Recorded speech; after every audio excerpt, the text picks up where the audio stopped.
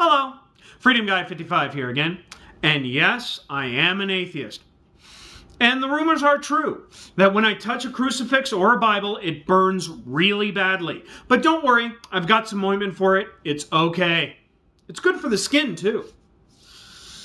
You know, I was thinking about that joke. It's kind of, I've heard other variations of it, touching, religious stuff and burning. And I was always thinking, it's kind of analogous to vampires. And I was always wondering why we use vampires for kind of an atheist joke.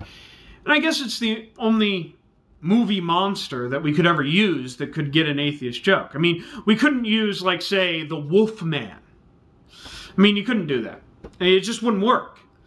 I mean, you couldn't go, oh my God, I got bitten by a fundamentalist last week, and when the sun is in the middle of the sky, my clothes turn into a suit and tie, and then I knock on doors saying, have you found Jesus?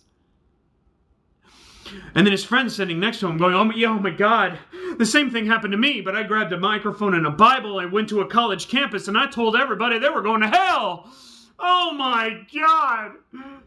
Now we're going to start a TV show with a glistened forehead telling people that hurricanes and tsunamis are caused by a loving God. Oh my God, we're cursed.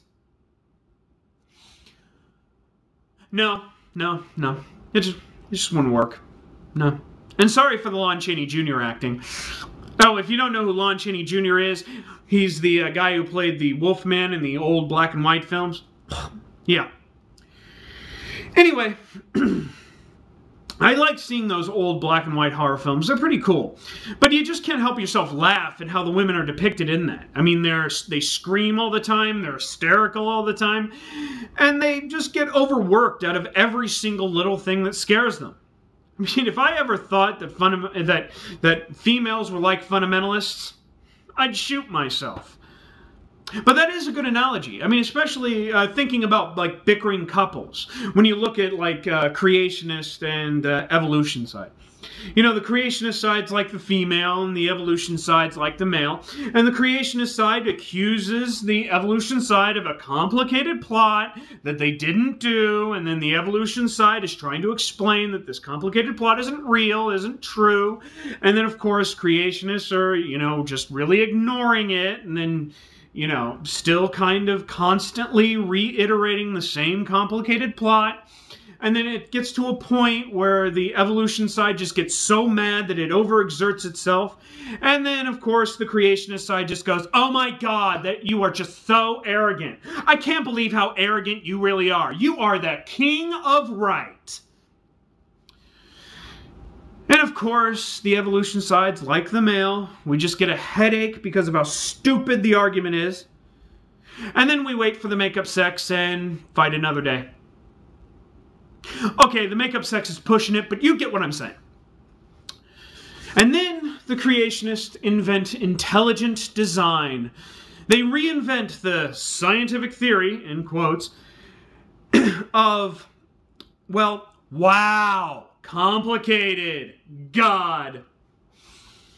And that is just so fascinating to me.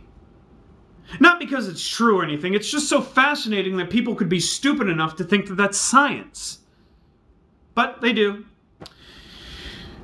And, they don't even have to do any experiments. They just have to wait for the scientists to do the experiments. And then they just step in going, wow, complicated, God.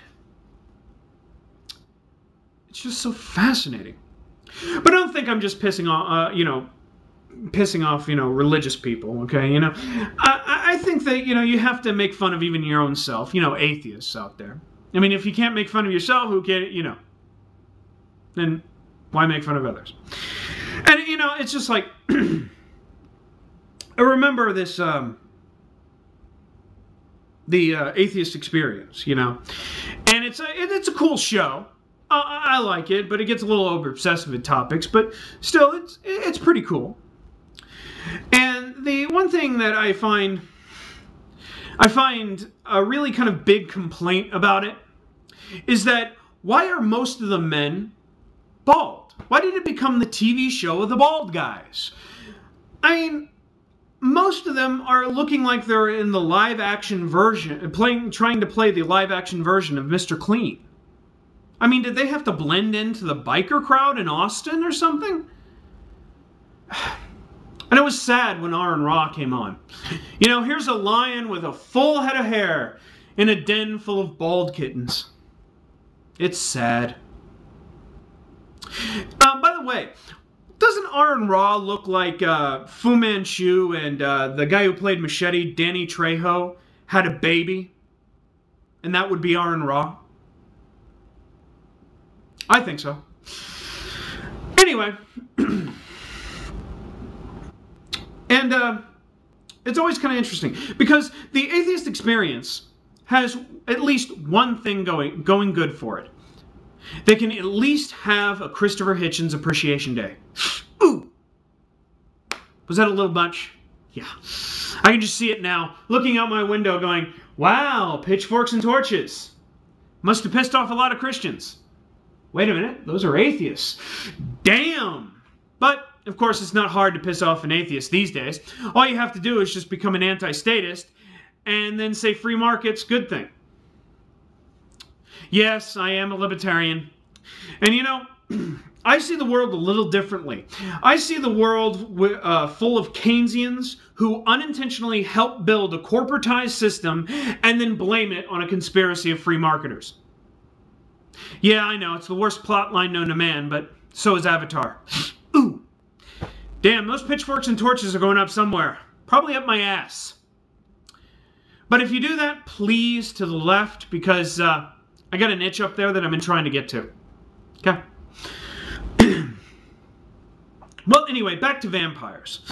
When I saw Interview with a Vampire, I was just saying to myself, you know, if there were ever such a thing as gay vampires, that would be gay vampires. I mean, I just could, you know,